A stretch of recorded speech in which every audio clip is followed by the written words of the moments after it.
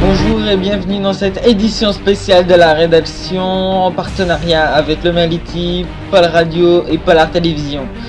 Vous êtes en direct sur Polar TV et voici notre édition spéciale.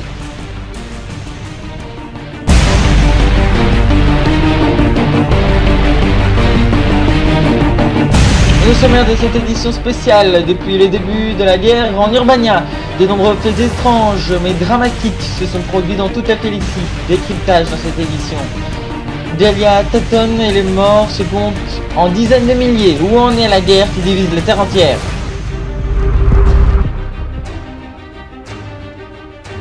Un attentat aurait été commis ce midi à Galax dans le quartier Né Autonomie. La plus haute tour de la capitale polarienne aurait été en effet percuté par un petit engin mécanique semblable aux drones de l'armée polarienne qui ont été dispersés par le Polaro pour assurer la sécurité des concitoyens depuis que le pays est dans son avant-dernière phase de son plan antiterrorisme. Le BEP21, l'indice boursier du Polaro, a immédiatement été fermé. Nous y reviendrons dans la suite de cette édition.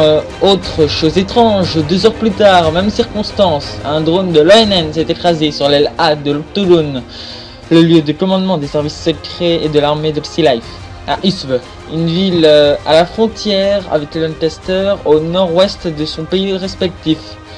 Les 110 000 employés ont été évacués, ainsi que tout le quartier autour du bâtiment. On voit ici une image prise par un touriste, tous les crédits reviennent à Buzz.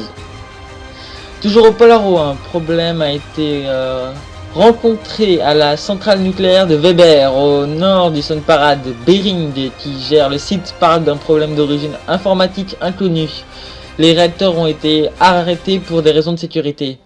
Cependant, et comme beaucoup d'autres exemples de cette liste, le lien avec l'Urbania est probable, mais comme ces faits n'ont pas été revendiqués, ce ne sont que des suppositions. Également, un autre attentat a eu lieu il y a 2 jours à Alizé, au Brosselia. C'est une exclue Polaro TV. Il s'agirait d'un attentat suicide devant l'ambassade du Sunrise. Le bilan serait très lourd, 26 morts, dont 12 Sunrisiens et un couple de touristes polariens. Certaines sources parlent d'une vengeance interethnique entre celle de l'URK et celle mafieuse d'origine bruxellienne. C'est déjà le 2e attentat attribué à l'URK dans ce pays, après le dernier attentat du 10 juillet dernier qui avait été beaucoup plus sanglant. Rappelez-vous, des roquettes venues d'Urbania avaient été lancées sur Lagne, une ville au centre du Brosselia. 245 personnes avaient perdu la vie dans cet attentat. Et enfin, on vient de l'apprendre, un bombardement de l'URK a eu lieu ce matin au port de Lancaster. Un ghetto se trouvait derrière le port et il aurait également été touché. 5654 personnes auraient été tuées, dont 154 militaires. Kathleen Villancourt, la première ministre du Lancaster, se dit choquée par cet acte de barbarie pure. Elle annonce également l'instauration de la loi martiale dans les plus grandes villes, mais écarte l'idée d'un couvre-feu. Les dégâts matériels seraient estimés à près de 6,5 milliards de dollars. L'ONN, par la voix de Gold City, condamne cet acte. Nous revenons donc à cet attentat dans le centre de Galax. Une image vient de nous parvenir, la voici. On voit très clairement l'explosion. Justement, cette explosion, elle aurait eu lieu au 36e étage du gratte-ciel. Un premier bilan fait état de 18 morts, de 16 blessés graves et de 67 portés disparus. Par chance, la stabilité de la tour n'a pas été endommagée, même si le 6e arrondissement de Galax, qui est en fait le CBD, a été entièrement évacué par mesure de précaution. Et d'ailleurs, Polaro TV est particulièrement touché car notre reporter à la bourse de Galax, Emmanuel Barrazo, est aujourd'hui disparu.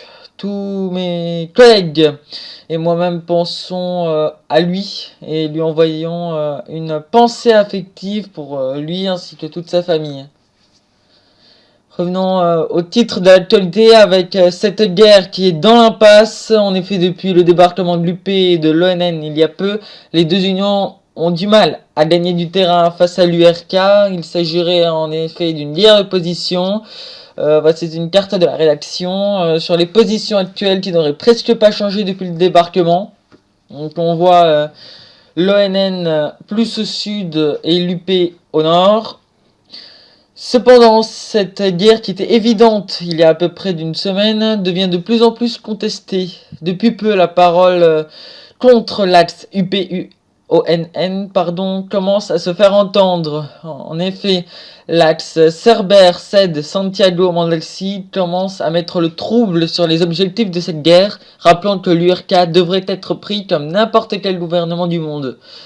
Et en plus de ces deux axes, il existe un troisième axe, l'axe des neutres. J'ai nommé le Lagos, le Saint-Empire et l'Ancor.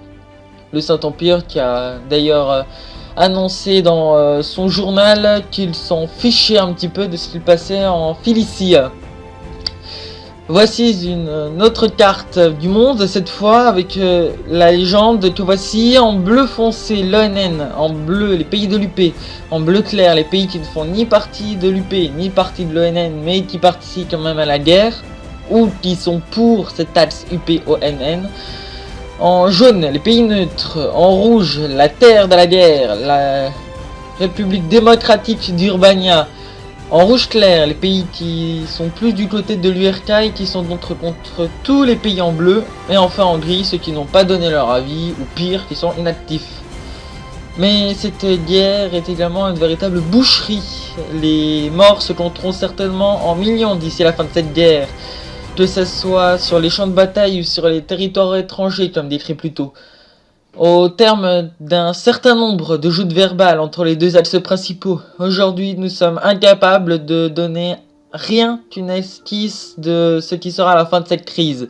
Qui aurait imaginé il y a rien qu'un an, l'Urbania, une grosse puissance économique, politique et financière, chuter au terme de deux crises qui marqueront le monde GC à jamais? D'ailleurs, et c'est une autre exclue de Polaro TV ce soir, l'URK et le Brosselia, le pays que l'Urbania avait bombardé récemment, pourraient ouvrir un dialogue de sortie de crise. Nous en saurons certainement plus dans les prochains jours. Et enfin, un petit message de la rédaction pour vous dire qu'il n'y aura pas d'édition pendant au moins un mois. Merci de votre fidélité. Quant à moi... je vous donne rendez-vous à tout de suite. Vous êtes dans l'édition spéciale de Polaro TV. On revient juste après une courte page de publicité. A tout de suite.